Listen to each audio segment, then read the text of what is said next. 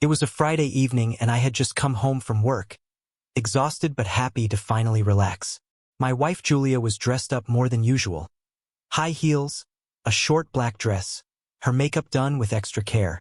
I raised an eyebrow and asked, "Going somewhere?" She hesitated for a second, then smiled casually. "Oh, I'm just heading out for the night.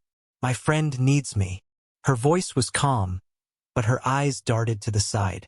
Something inside me stirred, a gut feeling that she wasn't telling me the whole truth.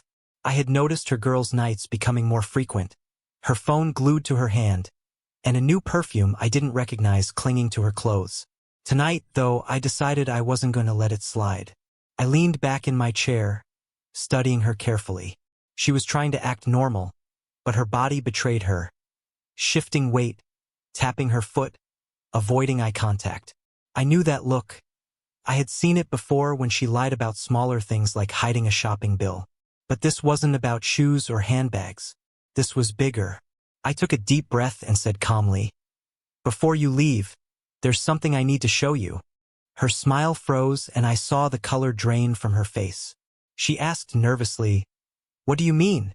I pulled out my phone, already open to a set of photos I'd been keeping for a week. You see, I had grown suspicious after she claimed to be helping a friend move last Saturday but didn't come home until 3 a.m. That night my cousin happened to be at the same downtown restaurant where Julia was, except she wasn't carrying boxes. She was having dinner with a man she laughed with, touched on the arm, and leaned toward in a way no friend ever would. My cousin snapped the pictures, sent them to me, and advised me to stay calm until I was ready to confront her. I had waited for the right moment, and tonight it had come. I handed her the phone and let her scroll. Her hands trembled as the images revealed her, dressed in the same floral dress I remembered from that night, sitting across from a man I didn't know, leaning in for a kiss. She froze mid-breathe, lips parting, but no words coming out. So I said quietly, "Where are you really going tonight? Another moving job? Or maybe dinner with him again?" And the silence in the room was deafening, broken only by the sound of her breath quickening. She clutched her purse tighter like a child caught sneaking out of school. Julia tried to recover, forcing out a shaky laugh. "It's not what it looks like," she stammered. But I cut her off before she could weave another excuse. "Don't," I said firmly. "Don't insult my intelligence. You've lied enough." For once she had nothing to say. Her face went pale, and the confident woman who had strutted toward the door now looked like a cornered thief. She opened her mouth again, but I stopped her with just a glance. "Tonight, you're not going anywhere." Her eyes widened, and for the first time she looked scared. Not because I would hurt her. I never laid a hand on her in anger, but because she realized the game was over. I pulled a folder from the drawer and placed it on the table. Inside were bank statements, copies of messages I had quietly recovered from her phone, and the draft of a separation agreement I had prepared with my lawyer days earlier. Julia gasped when she saw the papers. "You already knew," she whispered. I nodded slowly. "I knew enough. I just wanted to see if you'd admit it yourself." The truth hit her harder than any slap could.